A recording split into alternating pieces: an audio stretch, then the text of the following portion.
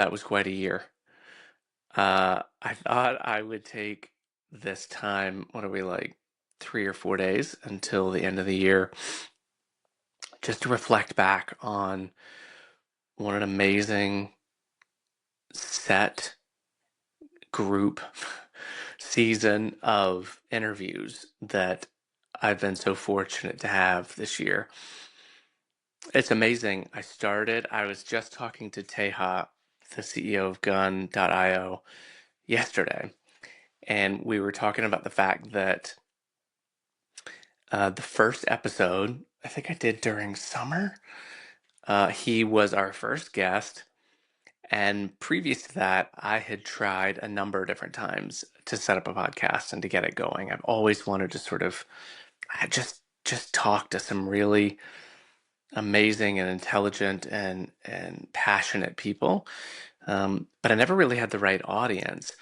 And then I was on Teja's podcast for Gun.io, and at the end of it, he was like, "You should have one of these. You should do this." And I was like, I've been thinking about it. I've been messing around with it." And then that was sort of the impetus that pushed me to set up Zero to and I had him on as the first guest. And he's so casual and laid back. It was just such a great conversation. But it really was that spark that allowed me to feel free enough, and it's the right topic for the right time, especially as I was starting to build out Stacklist, and it was becoming more and more of not just a side project, but a real thing, a real company, and and it just worked so well, in synchronicity and harmony with where I was at. And now I look back just over the past, I think we've done 11 episodes this year so far, and been able to talk to some just amazing people. Danny, CEO of Jam, a product that we love and use, but I just so admire that team's culture and the product they're building, and the brand, and it was just so amazing to hear early stories of how they started. Talking to Ben from Contra, and about how the early days of starting Contra, which now has over 800,000 people on the platform, and they've successfully raised an amazing Series A, and they're just growing by leaps and bounds. But to hear the early days of when it was just a whisper of an idea, and set right in the middle of the pandemic, and that sort of worked for them and against them. But just hearing some of these amazing stories of companies that have now gone from an idea to, Series A and beyond, um, it's so inspiring, and I think it's helped me a lot on our journey, is just to see how many different flavors of journeys there are, and also the early perceptions that investors and outside participants had of these ideas of these companies, and especially somebody like Contra, as big as it is now, and as much as it's sort of taking market dominance on one of these kind of freelance platforms, to have investors in the beginning say, "I don't think it's a good idea," and that model is never going to work. It is working, and it's great. And I think about those sort of things. We've really taken those to heart with what we're building. I think we came out very. mm, It was right for what it was, but we came out a little small and timid, right? We're building a social bookmarking site, and it helps you organize things. And but as you have some of these stories and you talk to other people who have gone through and have now built, um, sizable early stage companies, and you hear about the same sort of things that you're going through, I think it really helps you to adjust your aperture and your lens, and to feel a little bit more confident in the vision and the scale and the scope of what you're building. And that's been so helpful, is to get the outside perspectives from such passionate and accomplished people. Sometimes when you're building something like this, you're in a silo. You're in an echo chamber, and you really only interact with a handful of people from the outside world. And it's really critical that those people are the right people, and that they have your best interests, and they give you objective feedback, but they get a sense of what you're really going for. And and when you come across people who don't get it, that you don't take that to heart, and that's not your validation and your proof point. It is one voice, and it's one sort of point, but um I just love, for season two, we've got some amazing guests coming up.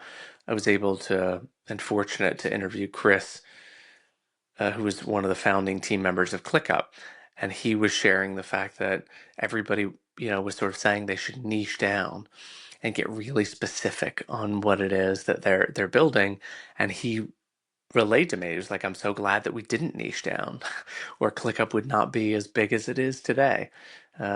And so it's nice to. It's been a nice journey so far to go through this, and I'm really appreciative and grateful that I've been able to meet with so many different people and talk about their companies and stories. And I'm really excited to share with you all the people that I have 5 episodes already recorded. They just need to be edited, and we'll be rolling them out once a week.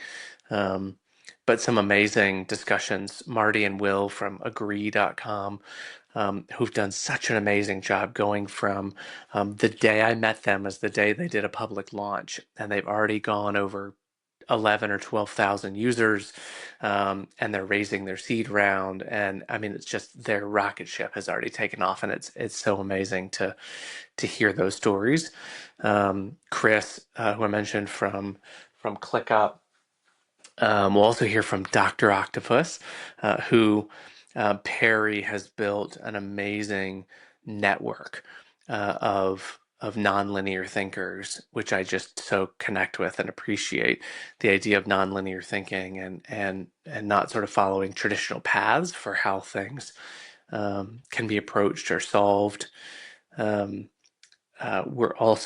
we're talking to Simon from Vera. Has built a great system for being able to really offload a lot of the back office processes for small business owners.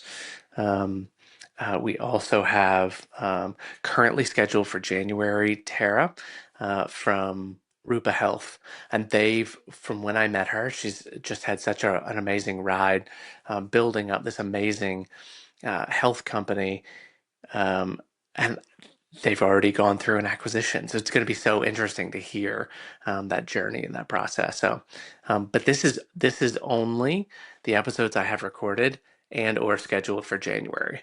So 11 more months to go. And so just imagine all of the amazing people that and the amazing stories that we're going to get to hear.